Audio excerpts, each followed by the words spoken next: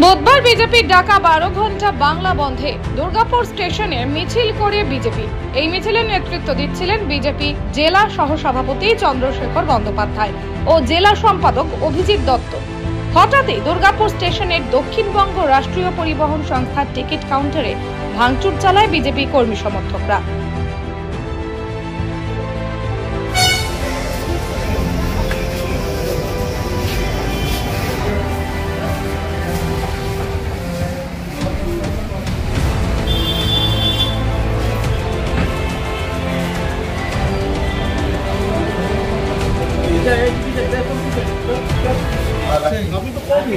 আমি প্যাসেঞ্জারকে টিকিট দিচ্ছিলাম, কয়েকজন এসে কাজটা ভেঙে দিয়ে চলে গেছে।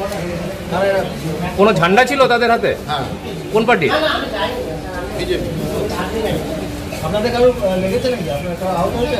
না, সরে গিয়েছিলাম, মানে বাঙার সদস্য সরে গেছে। বন্ধ হয়ে যায় টিকিট পরিষেবা। পরবর্তীকালে বিজেপি পার্টি অফিসে চড়াও হয় তৃণমূল। ঘটনাস্থলে ব্যাপক উত্তেজনা সৃষ্টি হয়।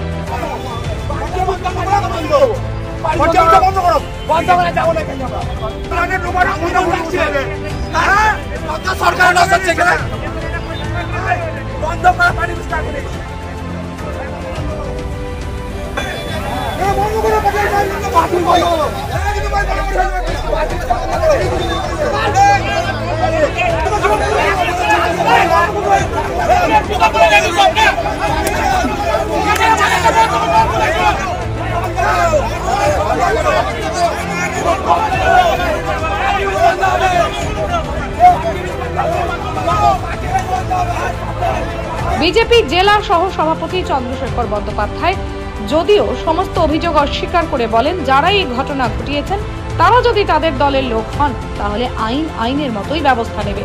তবে তিনি বিজেপি পার্টি অফিসে হামলার ঘটনায় দায়ী করেন একদা সিপিএম নেতা, বর্তমানে তৃণমূল নেতা পঙ্কজ রায় সরকারকে। যদি ভারতীয় জনতা পার্টির কেউ অভিযুক্ত হয়, আমি দায়িত্ব নিয়ে বলছি, প্রশাসন আইনের মোতাবেক কাজ করবে।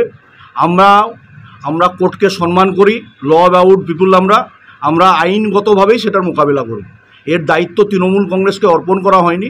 নবান্ন অভিযানের ক্ষেত্রে কালকে যে ন্যাক্কারজনকভাবে পুলিশের লাঠিচার্জ, তার পরিবর্তে আমাদের রাজ্য সভাপতি সুকান্ত মজুমদার, যিনি আজকের বন্ধের ডাক দিয়েছেন 12 ঘন্টা, সেই বন্ধ অত্যন্ত সাবলীলভাবে আমরা মানুষের কাছে অ্যাপিল করছিলাম। আমাদের কাছে খবর আছে এখানকার যারা স্থানীয় তৃণমূলের কার্যকর্তা, তারা কেউ এই ঘটনায় উস্কানিমূলক রাজনীতিতে পা দেয়নি।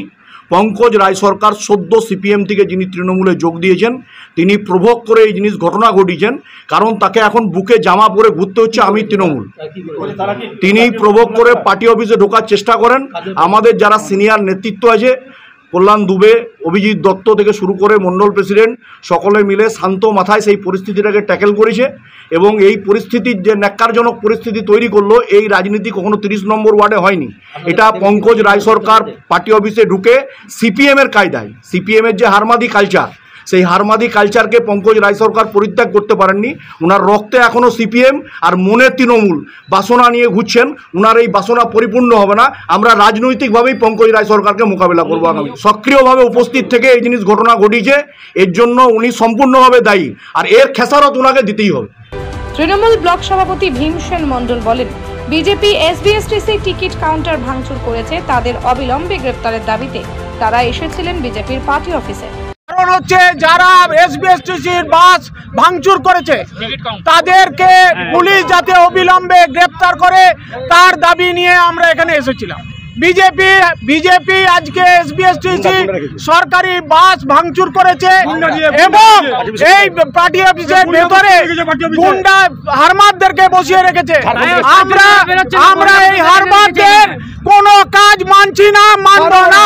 ঘটনাস্থলে কোকোবেন থানার বিশাল পুলিশ বাহিনী, ব্যাপক উত্তেজনা সৃষ্টি হয়। দুর্গাপুর থেকে Chanchal Chowdhury report, canvas time. প্রিয়জনের অসুস্থতায় দিশাহীন, চিকিৎসার সঠিক দিশা পেতে ফোন করুন 7477716138 7477717139 এই নম্বরে। শহর দুর্গাপুরে চিকিৎসার নতুন দিশা life care hospital. Life care takes care of your health. প্রবীণদের জন্য রয়েছে বিশেষ ছাড়।